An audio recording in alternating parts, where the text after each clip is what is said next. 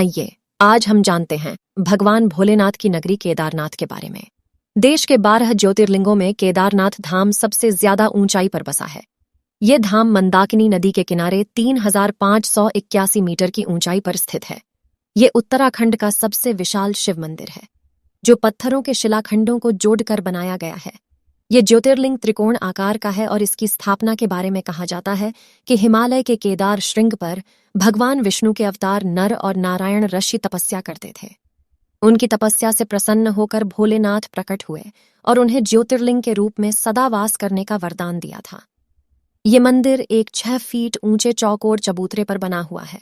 मंदिर में मुख्य भाग मंडप और गर्भगृह के चारों ओर प्रदक्षिणा पथ है।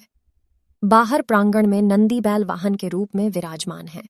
मंदिर का निर्माण किसने कराया, इसका कोई प्रामाणिक उल्लेख नहीं मिलता है, लेकिन ऐसा कहा जाता है कि इसकी स्थापना आदि गुरु शंकराचार्य ने की थी। आपको बता दें कि केदारनाथ पहुंचने के लिए गौरीकुंड से 15 किलोमीटर की पैदल यात्रा करनी होती है।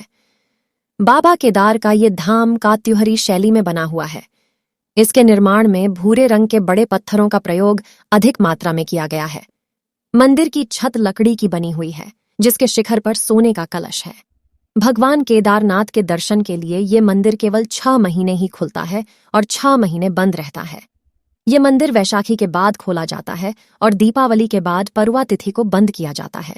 जब 6 महीने का समय पूरा होता है, यानी जब मंदिर बंद करने का समय हो जाता है, तब मंदिर के पुजारी इस मंदिर में एक दीपक जलाते हैं, जो कि अगले 6 महीने तक जलता रहता है। 6 महीने बाद जब ये मंदिर खोला जाता है, तब ये दीपक जलता हुआ मिलता है।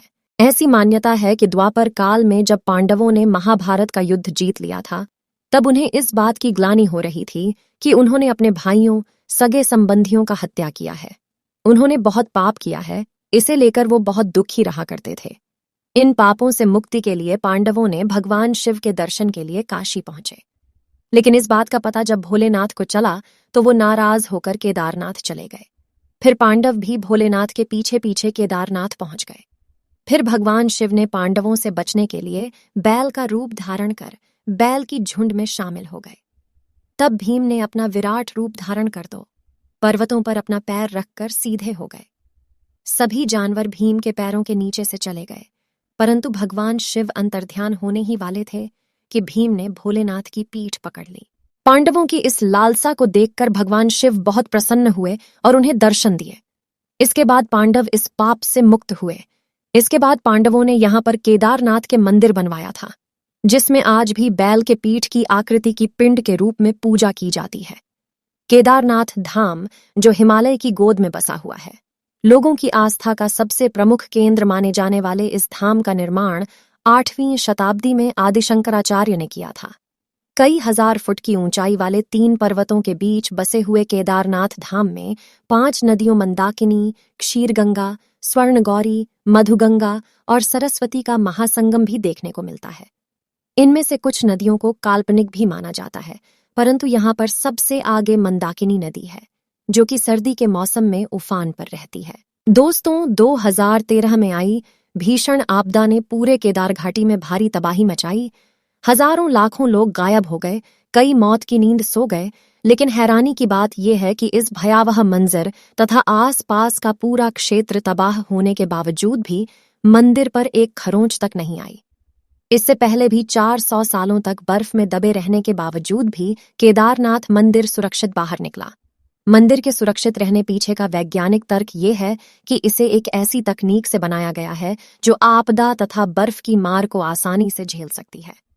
दरअसल 6 फुट ऊंचे चूबतरे में बने इस केदारनाथ मंदिर का निर्माण कटवा पत्थर के विशाल शिलाखंडों को आपस में जोड़कर बनाया गया है, यानी कि मंदिर को बनाने के इंटरलॉकिंग तकनीक का प्रयोग किया गया।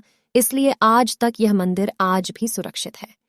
दोस्तों, माना जाता है कि पौराणिक काल में केदारनाथ मंदिर के पीछे पांडवों द्वारा बनाया गया एक मंदिर भी था, लेकिन यहाँ पर होने वाले मौसम के बदलाव तथा कई कारणों से यह मंदिर गायब हो गया।